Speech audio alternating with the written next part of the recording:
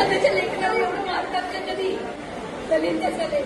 एखाद्या रुग्णाला काहीतरी गंभीर गोष्ट झाली असणार आणि डॉक्टरने दुर्लक्ष केली असणार म्हणून एखाद्या नगरसेवकाला राज येऊ शकतो. डोंबिवलीतील कल्याण डोंबिवली महानगरपालिकेच्या शास्त्रीनगर रुग्णालयातून धक्कादायक घटना समोर आली आहे. एका गरोदर महिलेला प्रसूतीसाठी शास्त्रीनगर रुग्णालयात आणण्यात आलं होतं. जन्मानंतर बाळाला तातडीनं NICU उपचारांची गरज लागू शकते अशी शक्यता होती. मात्र रुग्णालयातील सर्व NICU बेड्स भरलेले असल्यानं सुरक्षिततेच्या दृष्टीनं रुग्णाला दुसऱ्या सुसज्ज रुग्णालयात हलवण्याचा सल्ला नातेवाईकांना देण्यात आला. मात्र हा सल्ला ऐकताच रुग्णाच्या नातेवाईकांनी डॉक्टरांची हुज्जत घालायला सुरुवात केली आणि थेट डोंबिवली पश्चिम कोपर भागातील शिवसेना शिंदे गटाचे नगरसेवक रमेश म्हात्रे यांना बोलवलं. काही वेळातच नगरसेवक रमेश म्हात्रे आपल्या कार्यकर्त्यांसह रुग्णालयात धडकले. म्हात्रे यांनी थेट आत घुसून तिथे कर्तव्यावर असलेल्या महिला डॉक्टर सृष्टी बाविस्कर आणि डॉक्टर विशाल साळुंखे यांना बुक्क्यांनी मारहाण करायला सुरुवात केली.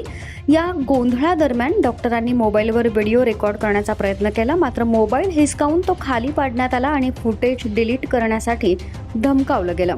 दरम्यान या प्रकरणावर शिवसेना शिंदे गटाचे आमदार संजय गायकवाड यांनी प्रतिक्रिया देत म्हटलं, जर डॉक्टर्स किंवा नर्स यांनी रुग्णाकडे दुर्लक्ष केलं असेल तर योग्य लक्ष दिलं नसेल तर नगरसेवकाला राग येऊ शकतो.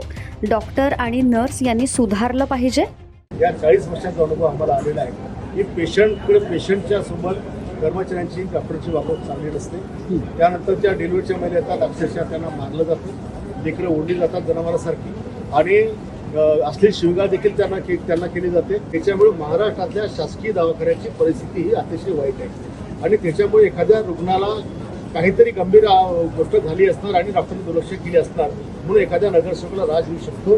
त्या कर्मचाऱ्यांना महाराष्ट्रातल्या तमाम आपण परमनंट आहोत, आपलं कोणी काही वागणं करते ही जी भावना त्यांना झाली आहे, यांना समज देण्याची किंवा यांच्यावर काहीतरी कारवाई केली पाहिजे की ज्या दवाखान्याच्या तक्रारी असतील मी सगळेच खराब आहे असं म्हणणार नाही, पण मॅक्झिमम ही परिस्थिती आहे.